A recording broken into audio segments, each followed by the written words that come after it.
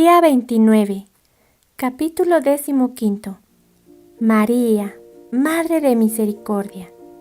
La misericordia es el más estupendo atributo del Creador y del Redentor, dijo Juan Pablo II en su espléndida encíclica Vivi sin Misericordia, número 13. Y nadie en la tierra lo ha experimentado de manera tan radical e impresionante como acaeció a María Santísima. El Antiguo Testamento, cuando usaba este término tan materno, se refería siempre a la ternura entrañable de Dios por sus criaturas, pero jamás se había atrevido a decir que también una criatura humana pudiese tener misericordia de Dios. El vuelco tuvo lugar con la Encarnación, cuando la misericordia de Dios hacia el hombre se manifestó con el hecho de que Él concedió a una criatura humana ser su madre y tener por tanto para Él, en sentido físico, una atracción entrañable, misericordiosa. En sentido propio, pero esto no habría sido posible si Dios no hubiese sido ya desde siempre en sí mismo también Hijo. Dios no habría podido recibir en la tierra esta materna misericordia si desde toda la eternidad no hubiese existido en el cielo la persona divina del Hijo. Así, en el icono natalicio de la Madre, que puede incomprensiblemente apretar entre sus brazos al Hijo Divino convertido en Hijo del Hombre, se reveló el misterio oculto durante siglos. El Padre, rico en misericordia, enviaba a su Hijo dentro de la creación hecha por Él y en Él, como escribe el Papa Francisco en Misericordiae Vultus.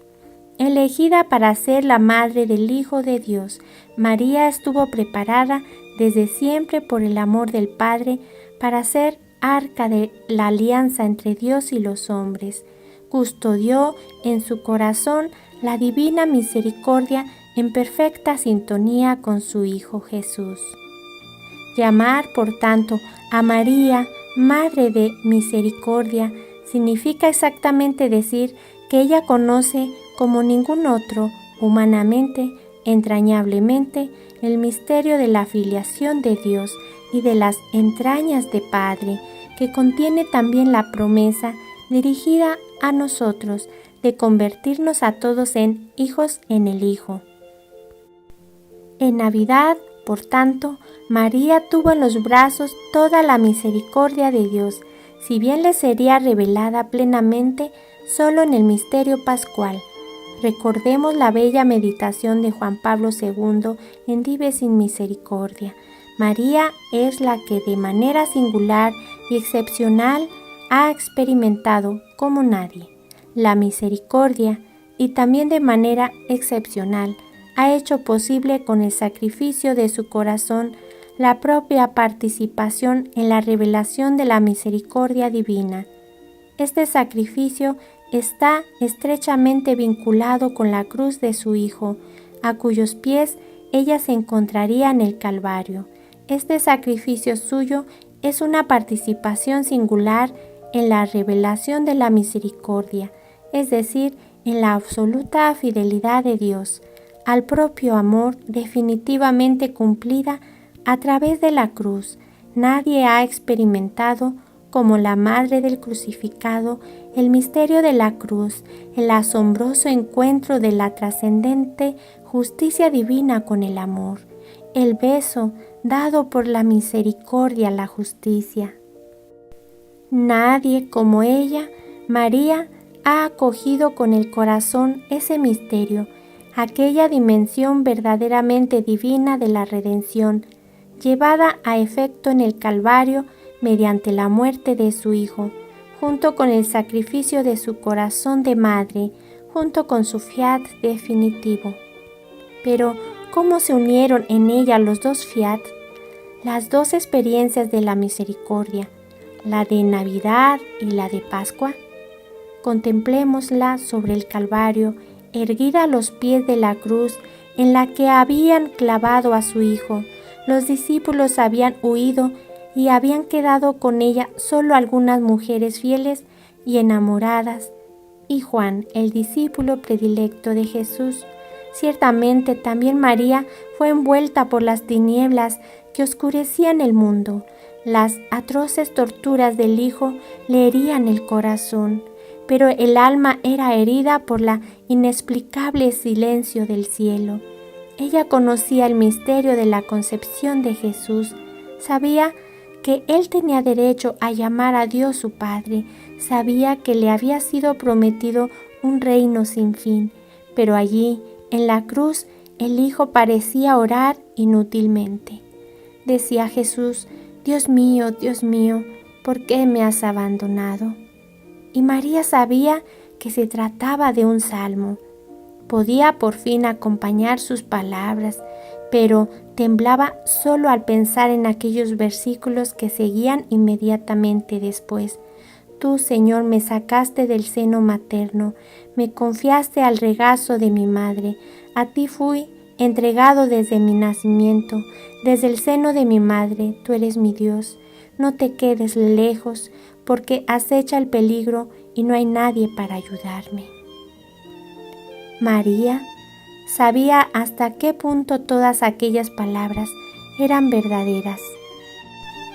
Una por una, literalmente verdaderas. Ella estaba allí para testimoniarlo con el milagro de su misma permanente virginidad. Ella era la madre que había ofrecido el seno a Dios. Para Dios Padre callaba, solo un instante antes de gritar que todo estaba cumplido y de confiarse al Padre con el último ímpetu de su filiación. Jesús mismo le desveló el misterio.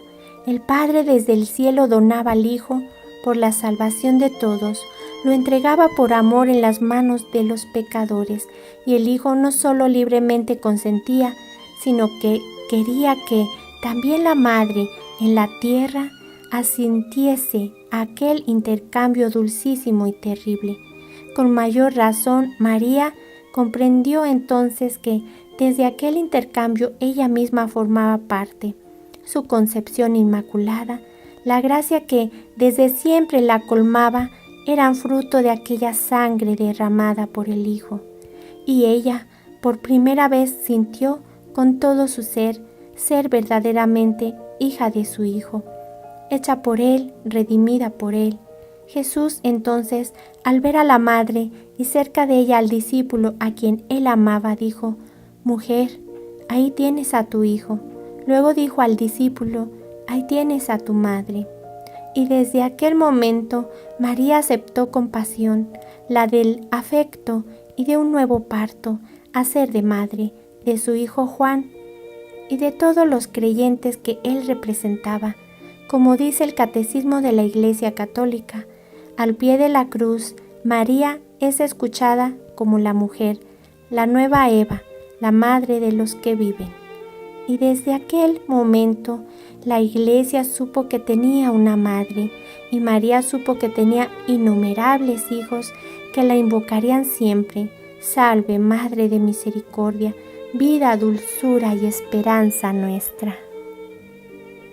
Señor Santo, Padre Omnipotente, Dios eterno, por tu generosidad y la de tu Hijo, quien por mí padeció pasión y muerte, y por la excelentísima santidad de su Madre, y por los méritos de todos los santos, concédeme a mí, pecador e indigno de cualquier beneficio tuyo, que solo a ti ame, que siempre tenga sed de tu amor, que continuamente tenga en el corazón el beneficio de la pasión, que reconozca mi miseria, que desee ser pisado y despreciado de todos, que solo la culpa me entristezca. Amén.